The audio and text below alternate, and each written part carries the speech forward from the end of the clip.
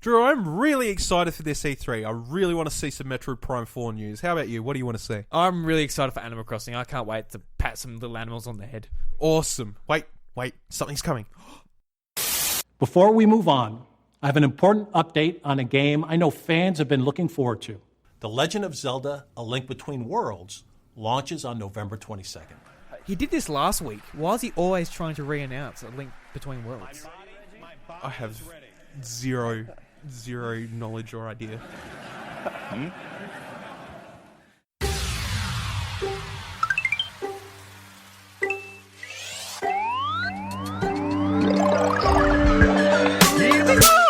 What's up, everybody? Welcome to the House of Mario, episode 46, and we are the Nintendo Podcast, a part of the 8-Bit Collective. I'm your host, Drew Agnew, and joining me, as always, is my best friend, Bryce DeWitt. Howdy ho. Howdy ho, indeed. This week on the show, we're talking about we're going to round up what's our thoughts on E3, round up our predictions from both ourselves and the Discord, as well as talk about some games and expansions that come out in the last few days. And the tourneys. Don't forget the tourneys. And, of course, the tourneys, which we're going to talk about straight away. Yep. We were going to do a breakout episode, but it did turn out that the outcome was very similar to a year or two ago. Yeah, literally. So the last time we had a major Smash and Splatoon tournament, the outcome was 0-1 Smash, and Japan won Splatoon. Yeah. Well, it didn't change this year. 0-1 again, and Japan won Splatoon 2.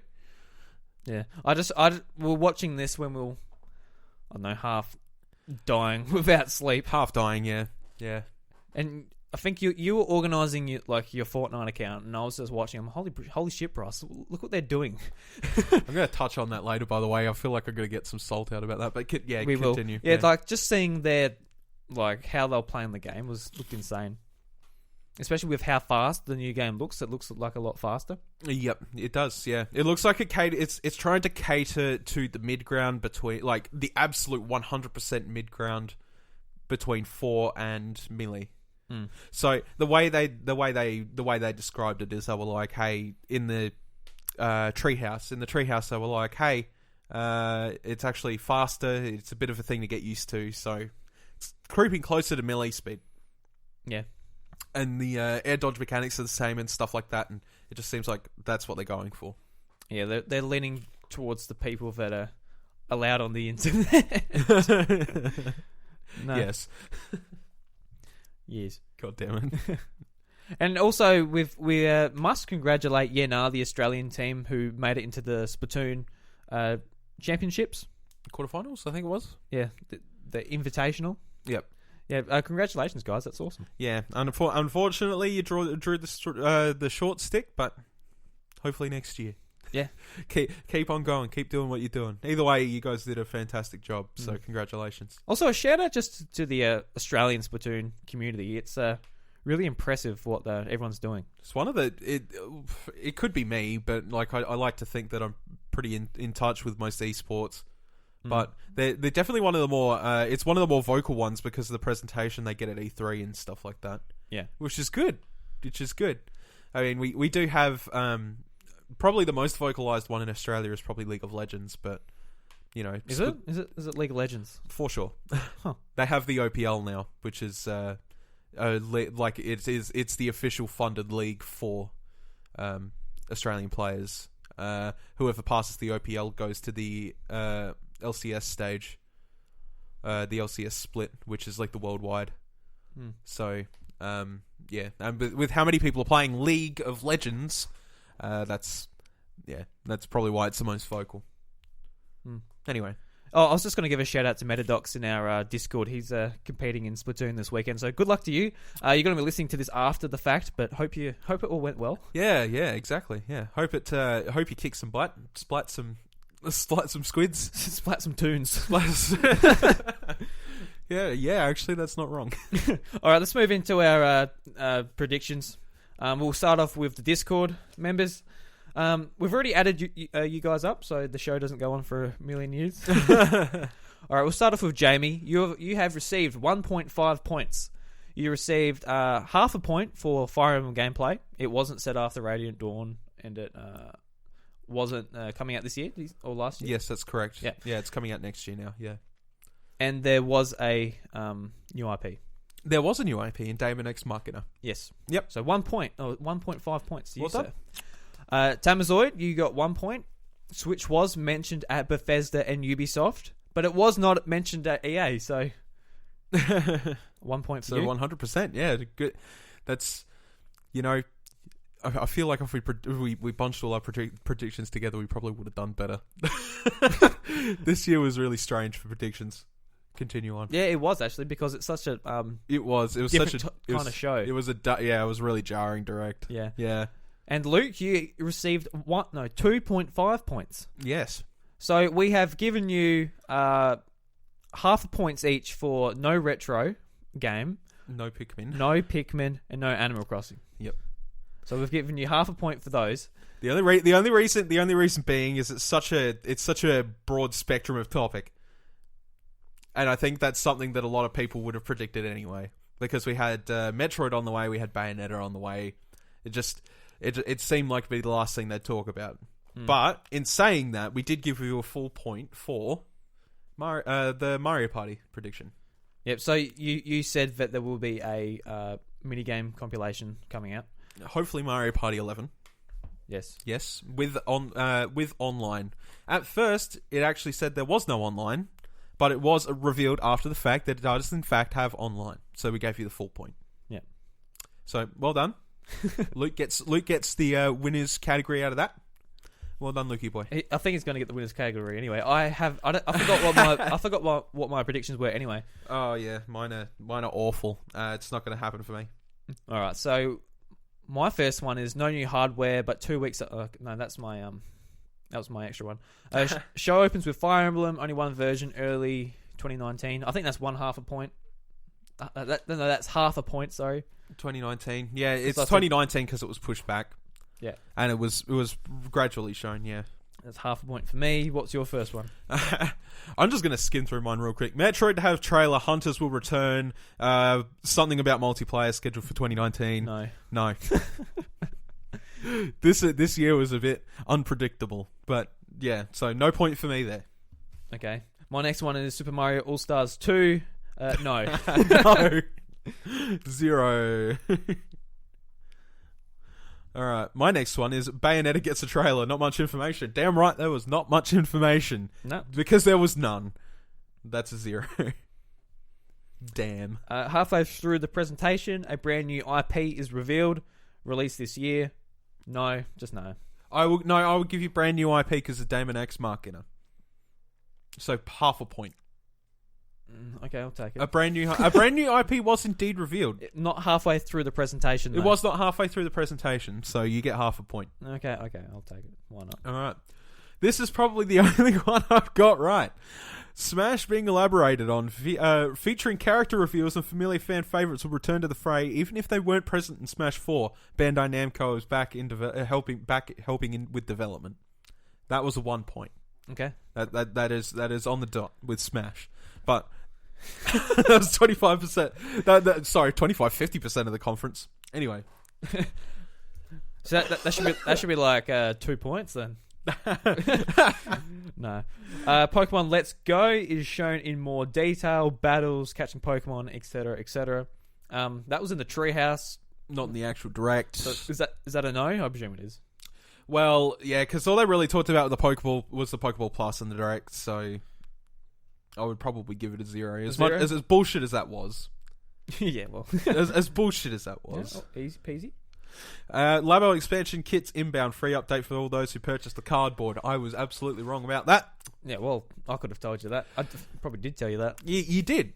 But you know what? I was trying to hit the nail on the head, and their conference was out of this world this time. Like, we had there was no way that anybody was going to get all 7 points. No way in hell. You would have to have seen the future. Be one of the leakers. Yeah. Alright. New top-down Zelda is shown. Releases this year. Oh, hell no. Oh, it's a no. More news to come about the Travis touchdown game. Nowhere to be seen. So that's a 0 for me. The problem with most of my predictions is that they're things that start off with, it gets a trailer and shows this. So if it's not seen, that's an immediate 0. Right. You need to think about this for next year. You need to rethink your strategy. Well, I didn't have a bad time last year. It's just this year they were weird this year. They were strange. Anyway, your turn. Retro's new game is shown and isn't Star Fox, but is another long lost Nintendo franchise. That's a Zerosis. Retro Studios is still in hibernation. Still missing. Where are they? Missing. Has anybody seen this studio on a milk carton? All right. That's this at this point. As a wild turn of surprise, we will see Fire Emblem Heroes and Animal Crossing Pocket Cam at the Switch. Now, this one sucks because they put Fallout Shelter in the Switch during E3. Yeah. But not the two that I had thought. So, while we've got more app games coming and it's a possibility in the future, it's an absolute zero for now, which sucks. So, congratulations Fallout Shelter for being on the Switch, but fuck you for ruining my dream. Does Fortnite count for that? No, app games. It's app games. Purely app games. Fortnite's an app on the iOS. Does that count? No, because it was made on something else first. Okay. And even then I didn't predict that. My Fortnite prediction should have been on there. Yeah, but it was that obvious. So it literally I leaked made that prediction before the full leaks. So, yeah, it's unfortunate. It is unfortunate. It is very unfortunate that I didn't put it on the list. Anyway, your turn. 3 Smash characters are revealed over E3. One being Banjo during the Direct, Ice Climbers, and at the tourney. Yep, I'm trying to read my handwriting here. And Crash somewhere else. Crash Bandicoot. I will give you half a point because 3 characters were indeed revealed. One of them was indeed Ice Climbers. Should it be a quarter of a point? Nah. You get half a point because 3 were revealed. They were not the 3 you predicted, so it's half a point. There was one in there that you predicted. All right, I did write 3 Smash characters, whether they're right or not. Okay. Yep. Gotcha. Whether they're right or not, you did have 3. All right, I'll take it, sir. I'll take it. All right. So my tally is a solid 1 out of 7. And mine's 1.5 out of half of each of my predictions. Isn't it fantastic? Well done. Well done. And overall, Luke wins. Congratulations, Luke. Congratulations, Lukey. Here's the trophy. You can't. I know the audio listeners can't see the trophy, but it's huge. It's a big trophy. It's pure gold. Hope you enjoy Takes up half the room.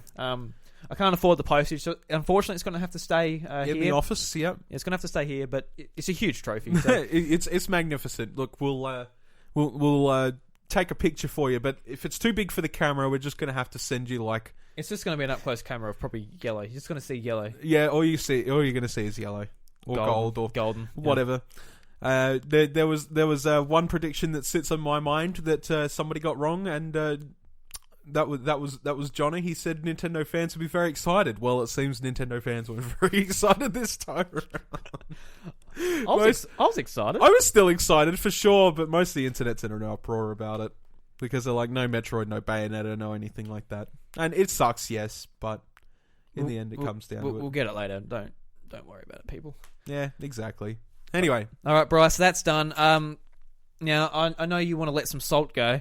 So basically, Fortnite was released, and it come out that if you have used your Epic account on PlayStation 4, you can not use it on Xbox One or Switch. That is absolutely correct.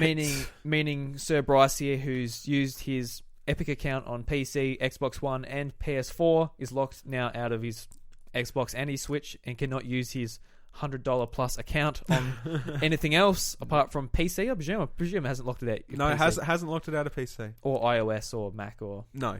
Yeah. Okay, so we'll just start off by saying this is just going to be a pretense of everything that's happened after this conference, whether it be DLCs or games released, stuff like that.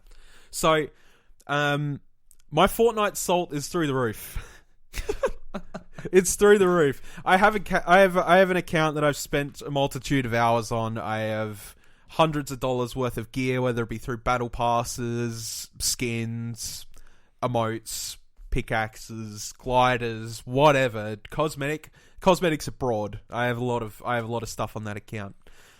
What had essentially happened is PlayStation changed their EULA earlier in the year.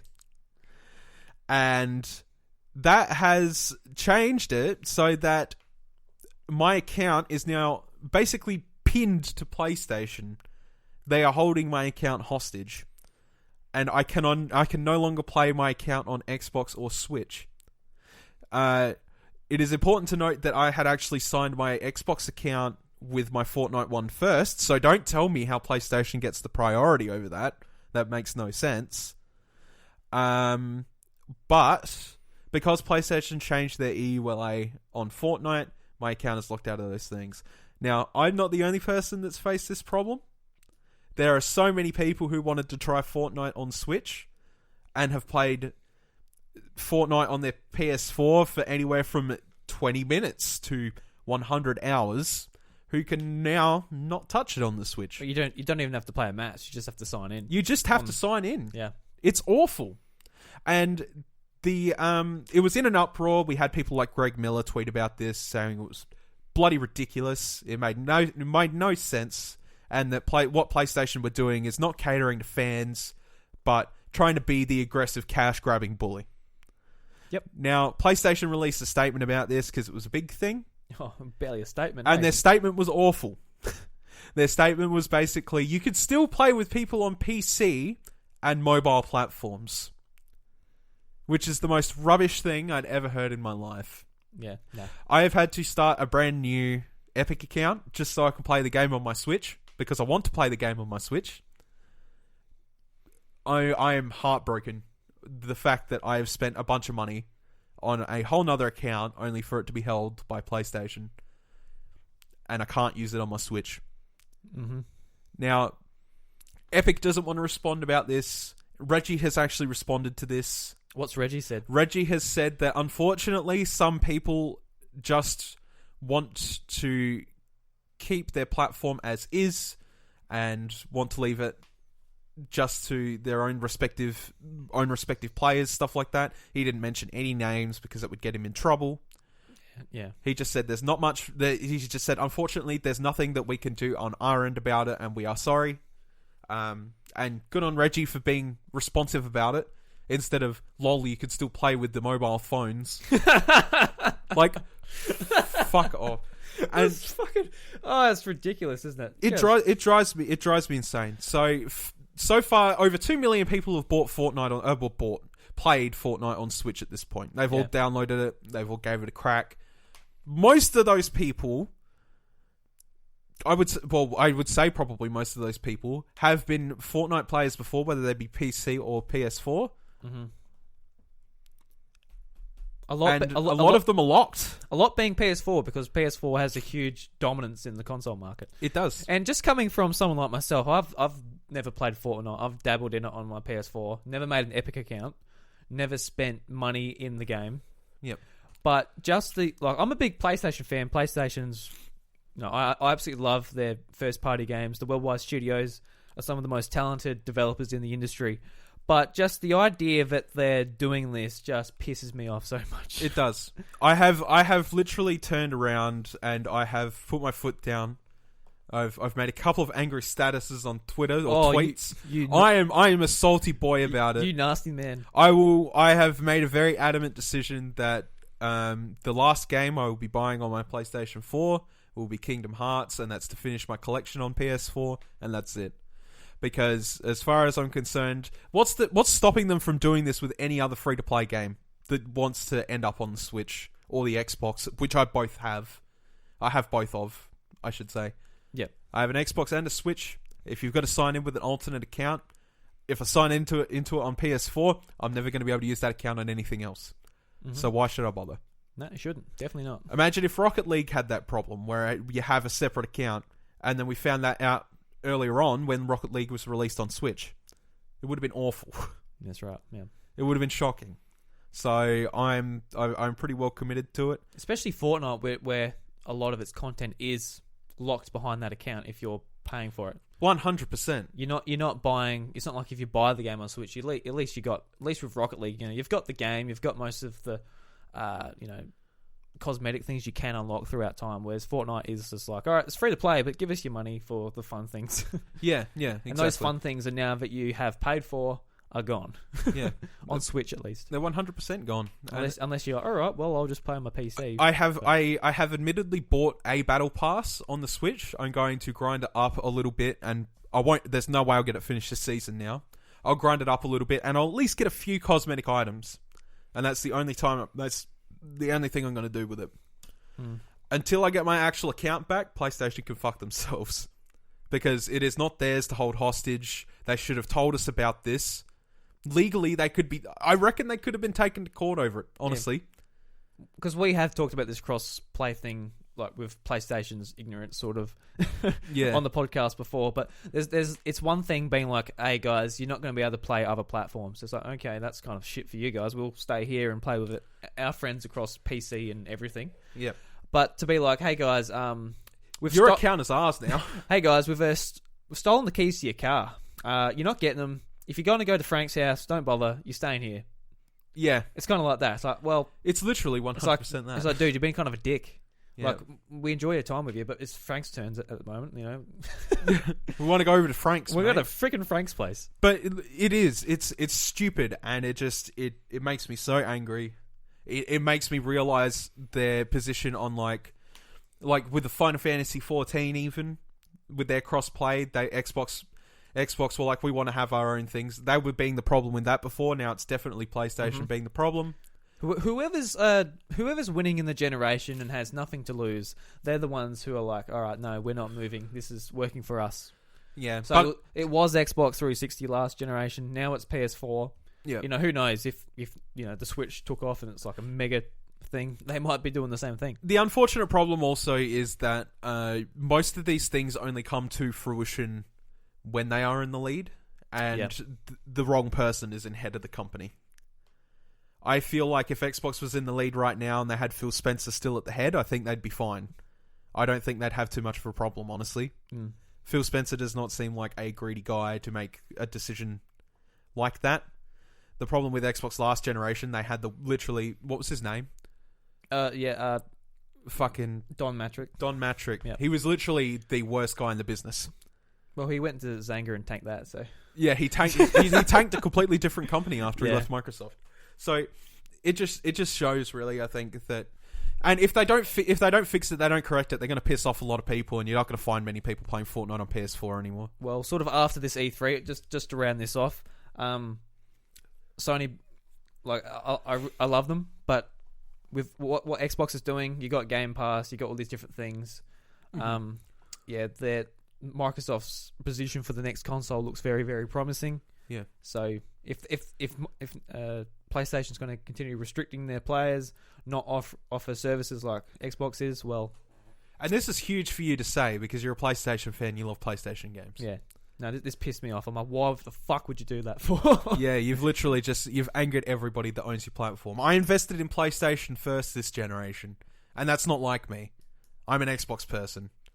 And I had a lot of faith in PlayStation. I put a lot of money into my PlayStation in comparison to my Xbox, because I was disappointed with the Xbox this generation. Now that Xbox is picking up steam, PlayStation just seems to backpedal.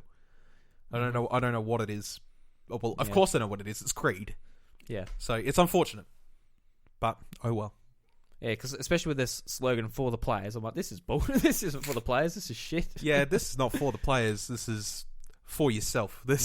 You just want the cash. And what money are they honestly earning from it? It's like, people buy V-Bucks from our store. Okay. So you're saying if they're going on another platform, they're buying V-Bucks on another store, that's a problem? Probably, yeah. I guess if it's one of the most popular games at the moment, that's the amount of a cut they're getting. It's just silly. You're just shaking your head. Yeah. It's just silly. All right, let's use this as a segue to move on to sort of Nintendo's place in the industry as a whole. Yeah. At this year's E3. So we had Microsoft. They came out with a huge bang. They, I think it was a lot of it was a look to the future, saying, "Don't be worried about our brand. We are making moves to make this the best platform to play on." Yeah. So they came out and said they've got 5 studios they've just acquired. One being Ninja Theory, which is huge. Huge. That's awesome. Yeah. So they've got plenty of games, plenty of cool stuff. Then Sony, they showed off only 8 games, revealed a few third-party games like Resident Evil 2. Had a super janky conference. Conference was really weird, but the The stuff in it was good. Like Last of Us 2 and their first-party games looked really great. But you can tell all I got from this was, okay, we're winding down the production on PS4. Yeah. So this is like the last amount of games that are coming out for the next 2 years, which is fair enough. 2020 seems like a good time to bring out a new console. I was listening to good old Dash Culture. Yes. Their latest episode, and they said the same thing, and they reckon I think it was Dash who said they're winding down. They're probably looking at 2021. Sorry if I got that wrong. I'm not sure whether it was Dash or Buddy. I think literally Phil Spencer said they're working on the next Xbox for 2020 at the end of the conference, didn't they? I don't remember actually. So it's about 2020. So we're going to be seeing new PlayStations and Xboxes. Yeah. Well, 2020 for announcement, 2021 for release. So That's yeah, what's on my head. So PlayStation, the vibe I got from E3 was, this is the last of what we've got. Then Xbox is still like, we're kicking it. we've got a huge future ahead of us, whether it's Xbox One X or whatever's beyond. next Xbox. Yeah. So I'm if we want to get into the struggle of like the three, and who did better, honestly, Xbox killed it this E3. I reckon they won the shit out of it, and they needed to. They did. They absolutely needed to. I'm not saying it out of any sort of bias or anything like that, because if anybody knows me, Xbox just. They've disappointed me for years. Well, you were about to sell your Xbox One before I was E3. about to sell my Xbox One before E3. Because it's a limited edition console, I could have got $400 for it. 400 now, Jesus. Well, $300, $400. Okay, including the shit that I've got with it. It's the Halo one, whatever, the grey Halo one. Yeah. You could sell this controllers individually alone for $300. Can you? Yes. Fuck, I should sell mine. What am I doing? Don't they make it? Don't they make them anymore? No, they don't make them anymore. Shit. I have a Forza one as well. A Forza one that would sell for money. Really? Yes. Oh my god. I don't even like that controller. The Forza one? No, the Halo one. The Halo one. I think it's ugly as hell. I love the Halo. I was actually going to get rid of it. Are you saying I can get rid of that controller and pay a half of an Xbox One X with that controller? Well, I think you might need to look into it a bit more, but from my digging, a lot of people were selling boxed ones for about $250 to $300. Yeah. And we are sorry about the non-Nintendo chatter, but we will get there. Yeah, we will get there. Yeah. I was about to move into it. Yeah, okay. But Xbox killed it. They've absolutely proved why I should keep my Xbox, which is fantastic. I think Games Pass is a huge reason for that. 100%. Yeah. Not that I didn't have faith in Games Pass before. It's like, yeah, that's cool, whatever. But then they started showing things this year that looked fantastic. They had a lot of names to their head. They had stuff like Devil May Cry 5 there, which is just... That's great. Which will be on PlayStation, but them having it is fantastic. Them having it is good. Yeah. And then, you had the acquisition of companies again, like Ninja Theory. That's great. It's fantastic. Ninja Theory makes great games. Absolutely, yeah. So, actually, like, you and I loved the last iteration DMC. Absolutely, yeah. I thought it was a fantastic game because it brought everything that was great about DMC combat into a game. Maybe the story wasn't the greatest, and it kind of took away from like the main DMC series. But I didn't think it was that bad personally, and I'm somebody that's played them all. I thought it was great, and I was almost expecting DMC 5 to be DMC 2, not Devil May Cry 5. Yeah. To put it in perspective like that.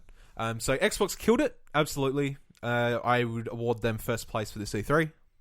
Nintendo was a bit odd for people because honestly expecting more of a blowout whereas it wasn't. Yeah, we got a few interesting announcements. None of it were mind blowing. Like for Nintendo fans, we got to see Fire Emblem, which was great. There was no showing Prime. There wasn't any. It wasn't like, oh my god, a new Kid Icarus game or anything silly like that. Yeah. No Animal Crossing. No. But they did do is they gave us the Octo Expansion. They gave us a major Xenoblade 2 DLC pretty much within days. Yep. Hollow Knight, Fortnite as well. There's a lot of content actually dropped that week. Absolutely. Within the couple of days, which is great. Yeah. We also got showing of Fire Emblem, which is something that we needed. Fire Emblem looks fantastic, and I can't wait for that game. Yeah, likewise. overall, what Nintendo delivered was great. It's not exactly what we wanted, but there was a lot of stuff there to love. Yeah, like if you're expecting like, oh, why am I buying the Switch for the next 12 months? Yeah. It's like, no, you're not getting that, but you're getting why to buy it right now. Yeah. Like right now. Yeah, exactly. Until December, especially if you're a Smash fan. So many people turned on their Switch after that conference just to get Fortnite alone. Yeah, like my friends list just lit up. Yeah, it did. Yeah. So that aside, yeah, we had Reggie had a minor interview after the conference that said, I don't think it's fair to show anything that's going to be over 6 to 9 months away. He said those things generally get a direct throughout the year anyway. So we just showed what was coming in the near future, and we're going to put it as is and see how it goes. The title that was the absolute furthest away was Fire Emblem. And that's because something needed to be said about that game at this point. Yeah, because they said it was coming out this year. Now it's halfway through the year. It's like, Yeah. don't even know what that game is. But no, exactly. Yeah. And it was announced as the Switch was announced. And also, I forgot who the gentleman was at the start of the Direct, but they said, oh, this is just a tiny sliver of what we've got in development at Nintendo. Do you remember that during the presentation? Yeah. Yeah, they did come out and say, no, this is like a minuscule amount of stuff we've got going. So it's not like, what are you guys doing over there? It's like, oh, we've only got Smash and we've only got Pokemon and Mario Party and Fire Emblem coming out. That's it. That's still 4 major games, really. Yeah. And if Mario Party's good, it'll mark the first time Mario Party's been good in a long time. I didn't catch who was developing that. It'd be interesting if it was, is it Chunsoft? Chunsoft, yeah. Possibly. If it's them again, it's like, oh, maybe not. I don't know. Maybe not. Yeah. The thing is with those 4 games though is that honestly they're all pretty solid titles that are probably going to last you for a while. I think the problem is everybody wanted to see Metroid. Everybody wanted to see, well, to a lesser degree, Bayonetta. You know, those games were big and were announced last year. A lot of people wanted to see Animal Crossing this year. I don't know why people had Animal Crossing on the minds. Is it because of Pocket Camp? I think people just want Animal Crossing. It's been a long time since New Leaf come out. So, yeah. God. Like, I remember someone was like, oh, do you reckon we'll see Animal Crossing? I'm like, oh, yeah, probably. I don't know. I wasn't expecting it, unfortunately. Look, like, I love Animal Crossing. I think New Leaf was probably one of the best games on the 3DS for sure. Yeah. 100%. But I'm personally not pining too much, and a lot of the world is occupied by Pocket Camp. I know it's not the same. Calm. I know it's not the same. But there is Animal Crossing out there in content to enjoy, and you know, New Leaf turned 5. I think it was yesterday. Shit. Yeah. Yeah, I guess it would be. Man. It was 100%. Yeah. So yes, it is unfortunate, but. Hey, we'll get there. Yeah. We'll get there. And when Animal Crossing does come out, it'd be fantastic. Just keep in mind, we've got directs coming up all the way up into the next E3. So we're bound to see more things as time goes on. And most companies as well, like, say if it was Microsoft, we wouldn't have heard about, well, we might have if it's coming out June, but stuff like Mario Tennis, we wouldn't have heard about in their own little event at the start of the year. They would have held that for another time to announce. Absolutely. They probably would have announced Mario Tennis last year's E3 and it would have come out June this year. Yeah. So it's kind of a different structure. They've already sort of told us about a few things. Yeah. Including Mario Tennis, which was not talked about specifically at the thing, because obviously it's in a couple weeks. Not even. It's this week. Yeah. Oh, was it 22nd? 22nd. It's a Friday. Is it this Friday? Yes, No. It is. Oh shit! It is this Friday. I'm actually thinking about picking it up this Friday if I can afford it. That's awesome. Before I leave Can't wait. Adelaide. Man, I can't wait. Yeah, it's going to be great. It's going to be great. Oh no! Including Mario Tennis, we actually have 5 major titles coming out this year before the next T3. Mm-hmm. So that's good. I wouldn't say that's bad. That's a month. That's one good title for every 2 months, which is nice. On Switch's launch, we had one title every month. There were ports muddled in there as well. And that was a lot to ask, honestly, for a direct from Nintendo title. Yeah. So, especially when Fire Emblem and Mario Odyssey come out like a week apart from each other. Yeah. stuff like that. So, wow. Fire Emblem Warriors, yeah. It was crazy. So, first year's gone by. It's done its thing, and we're now back on track again to one major game equating to every month or so, which is fine. Yeah, we are gonna see more games in directs and that. And if we don't, well, boot up your Xbox or PS4 or play something then. If worst comes to worst. So solid second place for Nintendo, you think? It's sort of hard because like Sony, they brought out they had some really cool announcements and they shown off gameplay of their games, which looks stellar. It's just their presentation of the conference that really hurt them. My issue with Sony, because I did eventually go back and rewatch it after falling asleep during it, because of that 20-minute intermission. You fell asleep, yeah. I was actually watching on Twitch, and they cut off the Twitch stream, and I was waiting for it just to pop back up. Yeah, but it wasn't refreshing, so they started it, and it was still just a black screen on my screen. I'm like, okay, yeah. So I missed a bit of it because of that. So my only issue with PlayStation was it was definitely a wind down conference. They had all the stuff we already knew about. They just showed more gameplay of it. They did their own thing. They made a bunch of stupid decisions to do with their conference in general. For some reason, they spent a bunch of time in a shack just to talk about Last of Us. Yeah, then they moved everyone. And then they moved everyone, and it took 20 minutes for them to get back online. Yeah, that was bullshit. I was just like, because I was like, all right, I'll watch this before I go and do my rounds, having a look at the sheep. Yeah, I'm like, then that happened. I'm like, are you guys serious? You're wasting my time. I've got very little time.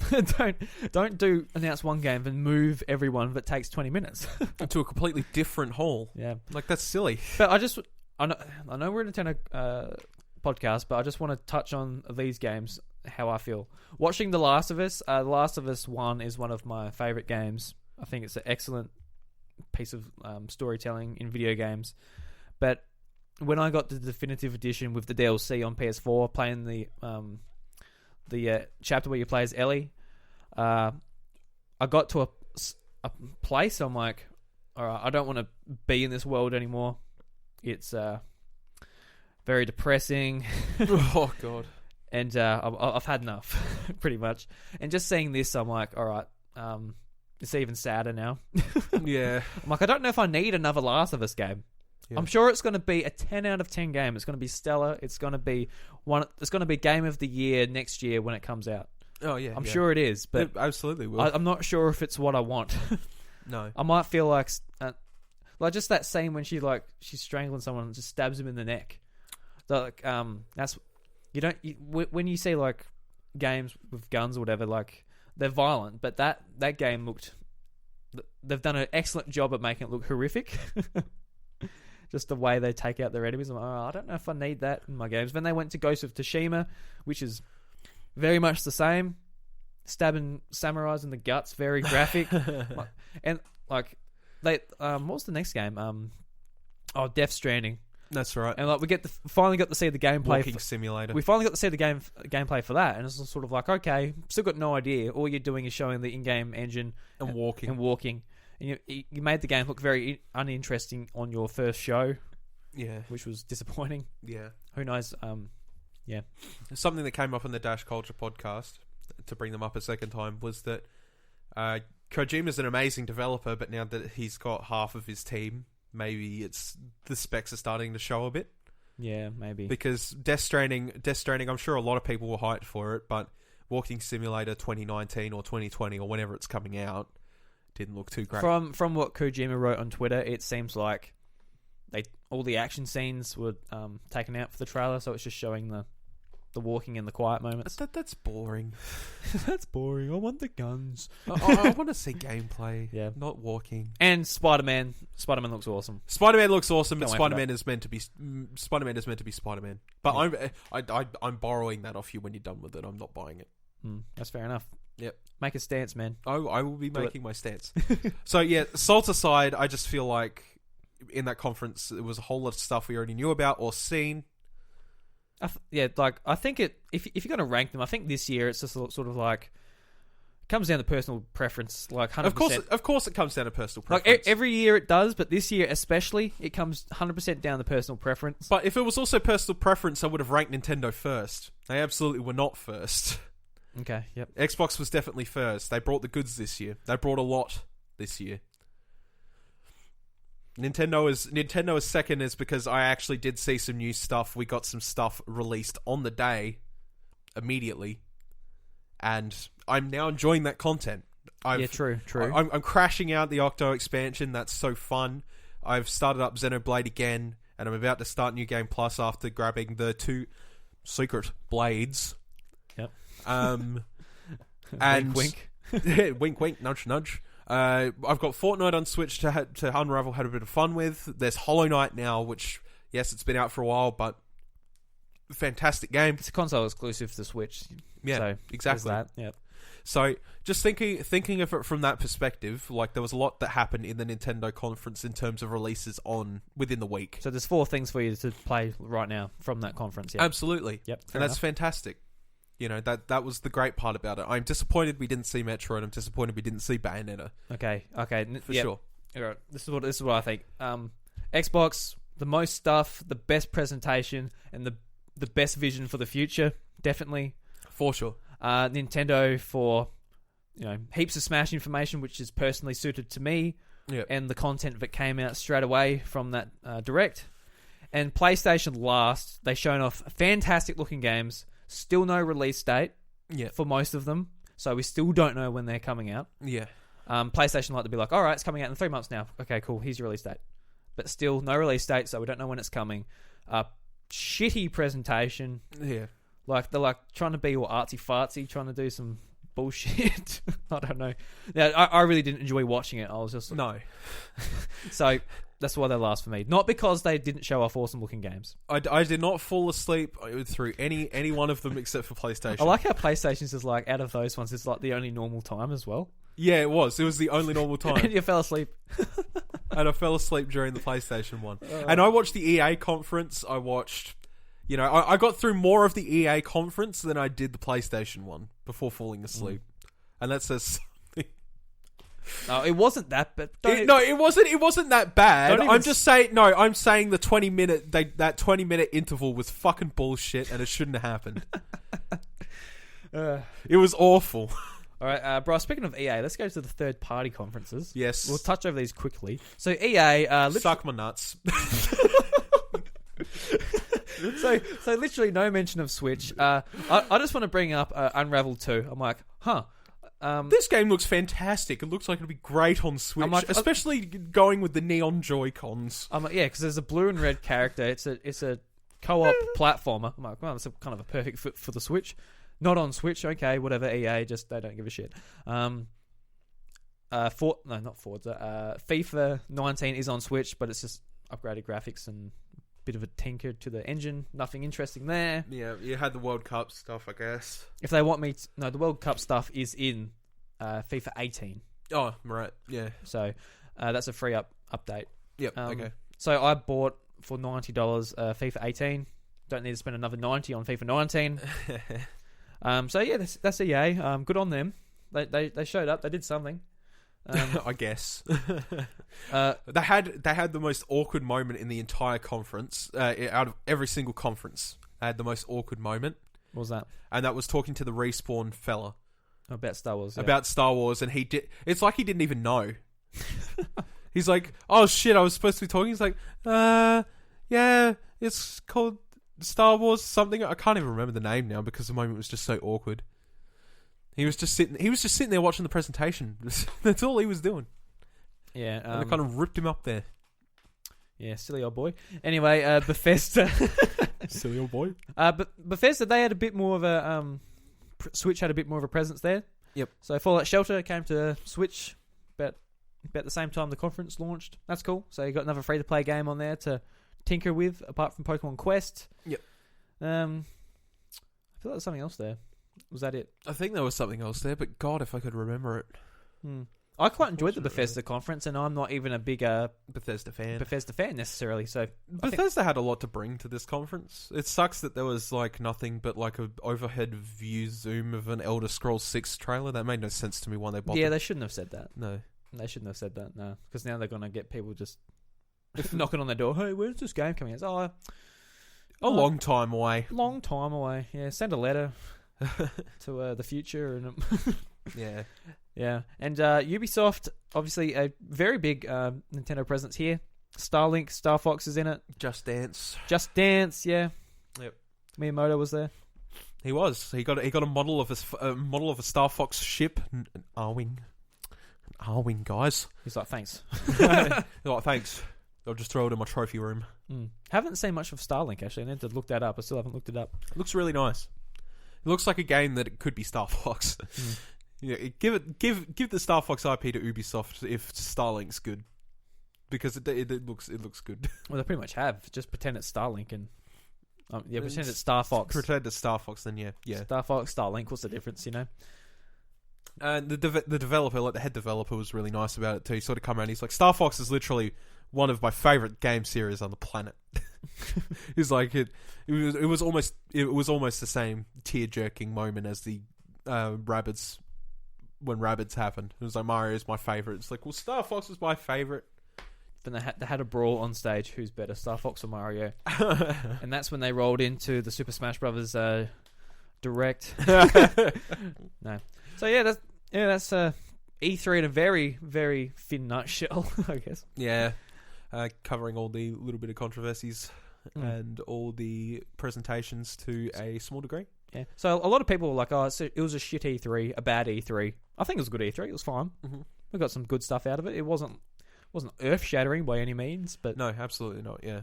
I thought it started off super strong, and it could have ended really strong if people just they nicked that little bit, because EA sucked. EA's always sucks. Yeah, they've never been good. No. But Microsoft's was banging. It was fantastic. Yep. And it only really needed to go on further than that. Just a little bit more, and it would have been alright. But yeah, I think that's my thoughts on it. As Microsoft killed it, the other two probably could have worked on their game a little bit. Yeah. Overall, we will mention briefly, because I've been playing the DLCs that come out after the conferences this week. So you want to roll into what we've been playing? Yeah, might as well be. So you roll into. Want to talk about Splatoon first? So I'll talk about. Well, yeah, I'll talk about both those things. Yeah. Well, I'll talk about Splatoon. I've played Splatoon. You've DLC. done it? Good. Okay. Yeah. I haven't finished it. No. Okay. But I have, played a fair few levels. Yep. Yep. So I've played about 30 out of the 50 levels, because I was kind of like, I want to get through the meat of both of these things, both of these DLCs. Splatoon Octo Expansion was really fun. Yeah. And it garnered exactly what I would want to see from a single player Splatoon. It's easily the best single player Splatoon campaign they've had so far. I agree. Yeah, it is fantastic. Because like a lot of the other like levels in the normal campaign, you're sort of just going through them and you get through it like, oh, yeah. I know you can go back and get the hidden objects and whatever, but that never really did much for me. No, but this is cool. Like you get to choose like multiple weapons. Like obviously.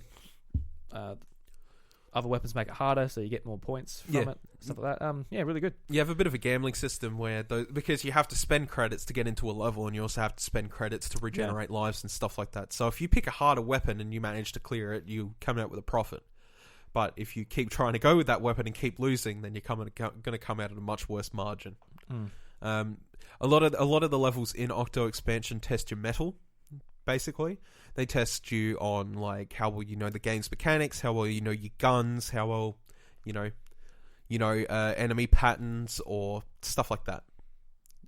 I think overall it's a pretty successful piece of DLC. Honestly, I've personally finished the meat of it again.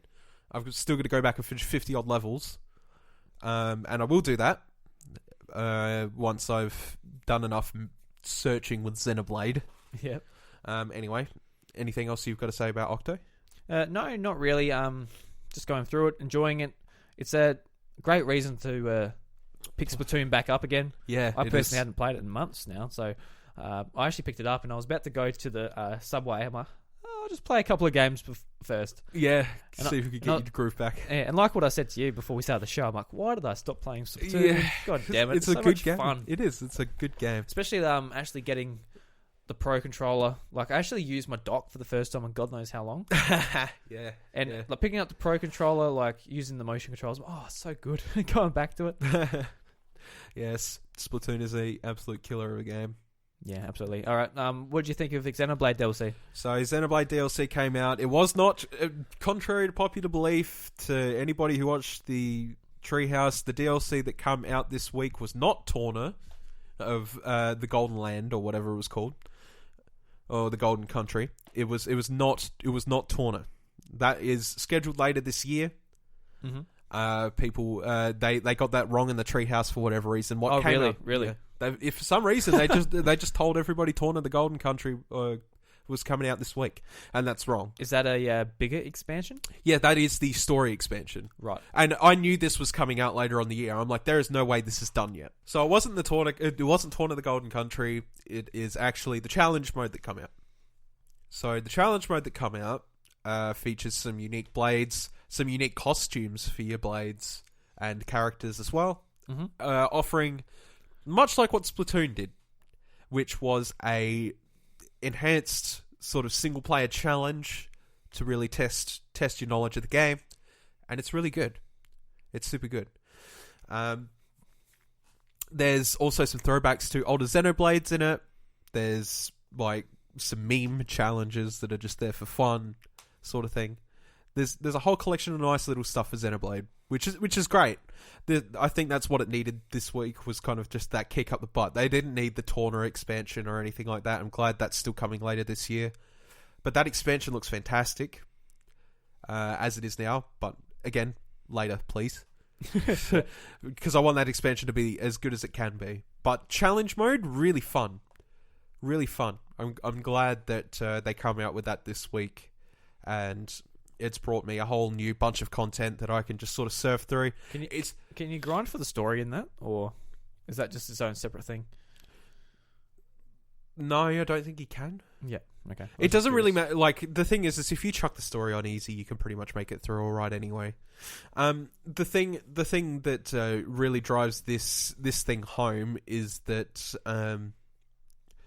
the challenge mode is actually it is challenging. It's quite challenging, actually, because a lot of Xenoblade does suffer a little bit in that it can get a bit boring because bosses don't really. What's the word for it? I guess the statement for it would be change up their strategies. What, they're pretty easy to read type of thing. Yeah. So there's nothing that can honestly. There's like one or two. There's maybe anywhere from like maybe 2 to 4 bosses in the game that require mechanical attention throughout the story, because if you don't do a specific thing, then the boss will insta kill you or whatever. But whereas in this, there is a lot of that in the challenge mode fights and stuff like that. If you're not paying attention, if you're leaving something alone, then you're doing it wrong. You have to go back and you have to do it correctly. Right. Yeah. So, overall, challenge mode, 10 out of 10 DLC, much like the Octo Expansion. Fantastic. Can't wait for the DLC. The expansion pass for Xenoblade is officially being capped off this year with Torna. Once that's out, you'll have a full game experience. There's actually a physical version of the DLC. Don't know if you saw that. I did say that, yeah. Yeah, there's a physical version of the expansion pass for Xenoblade coming out. So that's the full game plus the expansion? I think so. Or is that just pretty much a DLC code in a case that's coming out? I'm not too sure.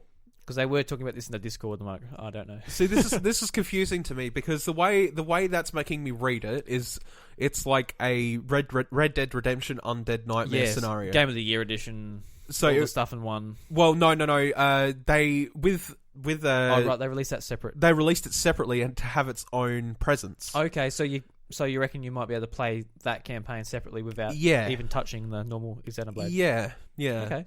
So that would be cool. I'm not sure why you'd want to do that personally. It might. It's not a bad option for someone who's like, all right, I don't want to pay $90 and this 100-hour game, but I wouldn't mind playing a 20-hour game. That might be a good option for someone like that. Yeah, and it doesn't hinder or hurt the story, I suppose, because it does actually make sense in the end. Yeah, that's a good idea.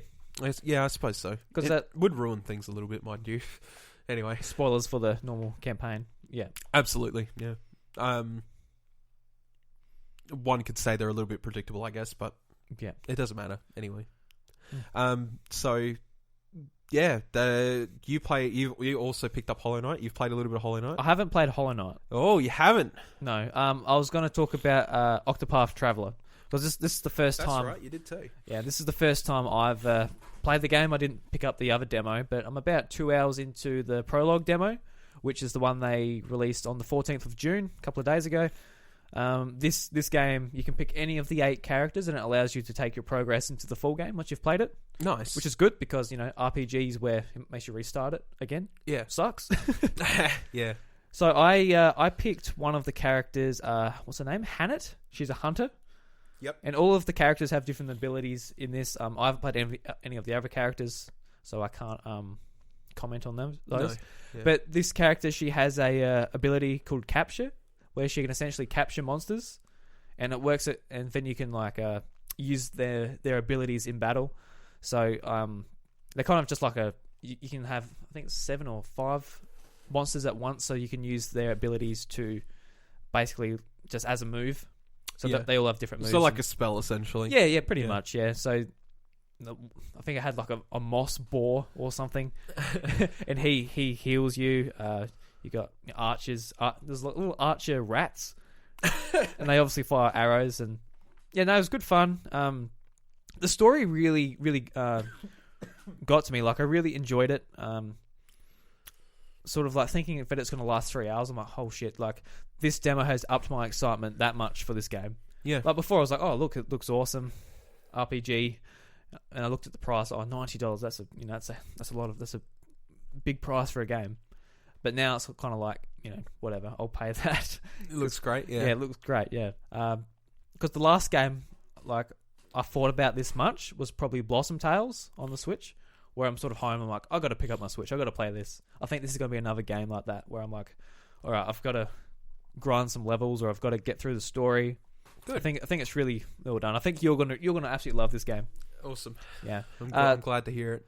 And the combat's quite good too. There's like a break system, where basically at the bottom of the enemy, it shows that they're maybe weak to maybe 3 different types of moves, or maybe 2, maybe 4, whatever. And you've got to sort of experiment with your moves before you know what they're weak to. And then when you find what they're weak to, you hit them multiple times, or it shows how many times you've got to hit them until they're essentially their shields are broken, and then you do more damage to it. Yep. So it's a lot of like, if you haven't versed that enemy before, it's sort of like hitting them with different things. You're seeing that they're weak to this. Okay, good, gonna smash it. Yeah, it's good. Persona has a similar system as well to that, where if you hit an enemy with an opposing element, you'll do much further significant damage.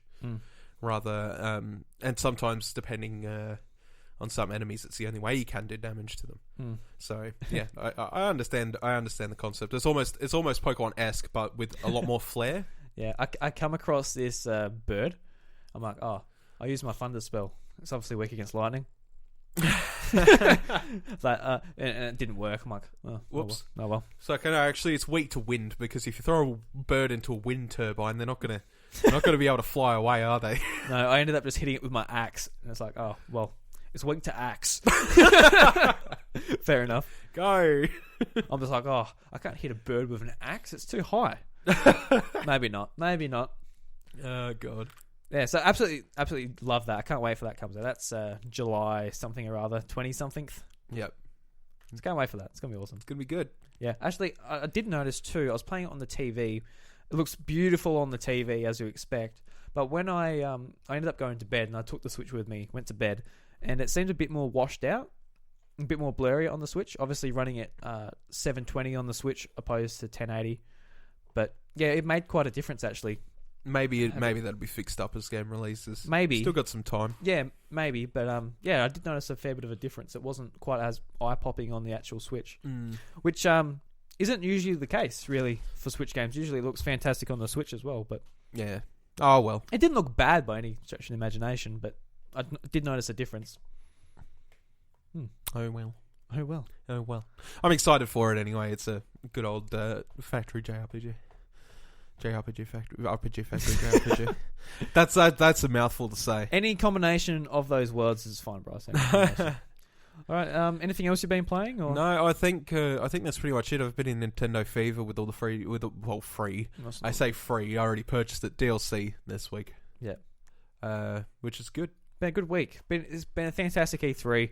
Obviously, not the best E3, but it's been a good E3. I quite enjoyed it.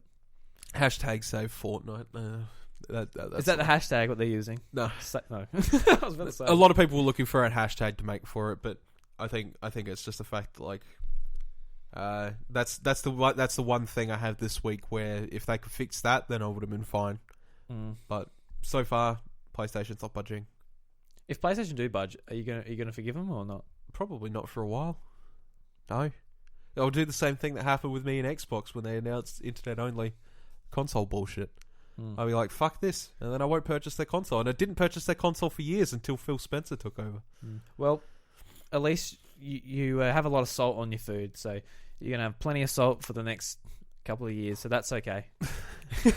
He's putting the root finger up at me. Yep. Fuck you. All right, Bryce, just end it here. Everybody, thank you very much for listening to the House of Mario, episode 46. Yeah, I had to remind you. Number 46. We are a part of the 8-Bit Collective, 10 podcasts and 22 creators coming together to make some awesome content for your ears. Go over to 8bit.net, have a look at some of the other podcasts, and, of course, look at our little page. We've got a page with our picture. And we actually made a little ad, which is kind of cool. Yes. You have to listen to that over there. Yes. We have a Discord community which has really grown over E3. Thank you very much to everyone that's gone in there. And thank you very much to the regulars who are in there every week. Yes, absolutely. We love talking to you every week. 100%. And we love, I like trampolines. Yeah. Trampolines. Yeah. It's a way to bring the people in. Kids love trampolines, man. Just put. Oh! Everybody loves trampolines. Everybody loves trampolines. Why are you pointing at me like that? God, you say kids love trampolines. It's starting to look a bit creepy there. That's all. No, fair enough. If you enjoy the show, leave us a review on iTunes, and if you don't use Apple products because you think they're evil corporation, go over to your Twitter, your Facebook, or your mate who lives across the road and say, hey, the House of Mario is a Nintendo podcast. Here are the links, and do a backflip on your trampoline and run away. Have you a minute to listen to our Lord and Saviours, Drew and Bryce, on the House of Mario podcast? That's all you have to say. Just knock on the door and say that. You'll be fine. If anyone's Lord and Saviour, oh God. Yes. Oh God. Bryce, where can they find you on Twitter? At Bryce DeWitt. You can find me at iDruby and the House of Mario at the House of Mario. We are a podcast. And are we now? I never would have guessed. It's only 6 o'clock. It is only 6 o'clock, but I'm also tired. I feel you. Not in the morning this time. No. Thank God. Yeah. This week's Nintendo Jukebox is a Donkey Kong remix by San Holo. Yeah, San Holo. I almost said Han Solo. I was about to. Almost. Yeah. It's neat. Have a listen to it. If you like what you hear, go over to his SoundCloud page, pay him a visit, send him a message saying, hey, I like your song. So did the House of Mario podcast. Here you go. Here's some links. just get everyone who listens to this show just like, here's the links. Links for everyone. Links for everyone. They're free. You could just hit Control-C, hit Control-V. They're for everyone. They might be offended because links is like that deodorant stuff you put on. It's like they might just take it that you stink. Then they'll kick you out the house. Oh my God. We won't kick you out the House of Mario though. That's the main thing. Yes. Anyway, okay, we'll always love you here. Oh, absolutely. Yes. Anyway, guys, thank you very much. We'll see you next week. Bye.